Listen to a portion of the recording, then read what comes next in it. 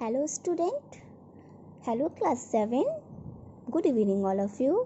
बच्चों आज मैं आप लोगों को लिंग पढ़ाऊंगी। क्या पढ़ाऊंगी? लिंग अर्थात जेंडर किसे कहते हैं। ठीक है, तो बच्चों आप लोग अपना अपना बुक निकालो, Anupam Hindi Vyakaran for class 7 and page number everyone take out 28।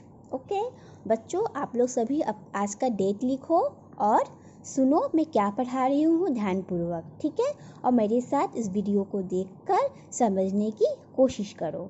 आप लोगों ने सभी लिंग किसे कहते हैं इसके पहले क्लास 6 में, क्लास 5 और 3 में आप लोगों ने लिंग के बारे में पढ़ा है।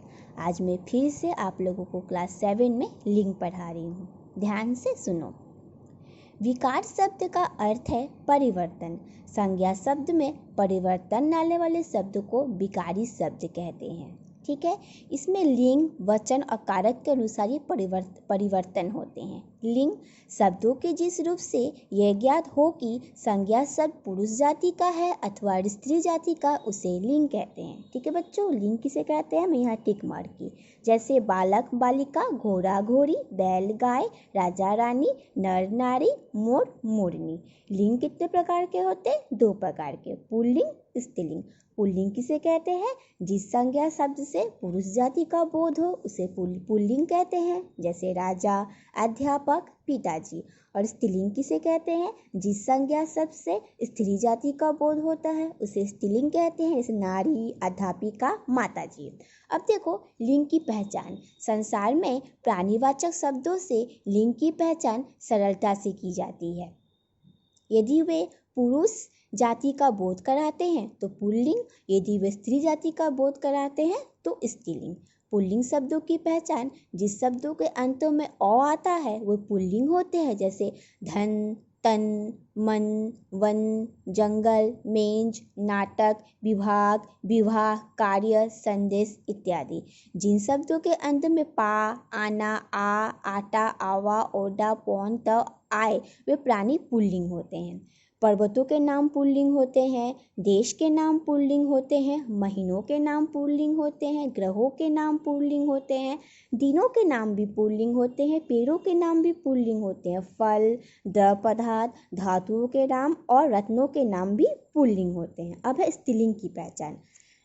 भाषाओं के नाम स्त्रीलिंग होते हैं, तिथियों के नाम स्त्रीलिंग होते हैं, जिन शब्दों के अंत में ई आता है वे स्त्रीलिंग होते हैं, जैसे द्रौपदी, सती, सावित्री, सरस्वती। जिन शब्दों के अंत में आ हो वे स्त्रीलिंग होते हैं, जिन शब्दों के अंत में इया हो वे स्त्रीलिंग होते हैं।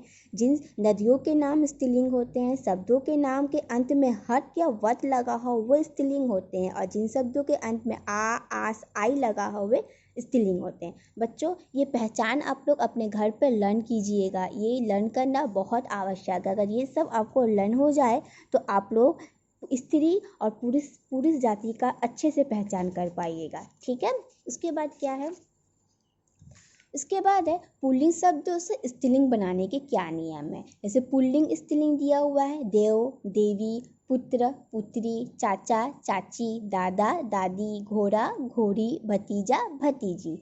उसके बाद है कुछ आक्रांत पुल्लिंग के शब्द में आ और इया लगाकर, चूहा, चूहिया, बुरा, बुरिया, चीरा, चिड़िया। तो बच्चों आप सब ये होमवर्क है, इसे आप लोग घर पे लर्न करोगे और याद करोगे। ठीक है बच्चों, इसे याद करना और लर्न करना अति आवश्यक है। पूरा आपका पूरा क्लास 10 तक है, 10 तक है। ठीक है, 9, 8, 7, 1, 2, 3, 4, 5, 6, 7, 8, 9, 10 इसे पूरा आप लोग याद कीजिएगा। ठीक है, उसके बाद ओके बच्चों, तो आप लोगों का होमवर्क वही रहा। आप लोग अपने घर पे इसे याद कीजिएगा, इसे याद करना बहुत आवश्यक है। अभी के लिए बच्चों bye bye, take care, thank you.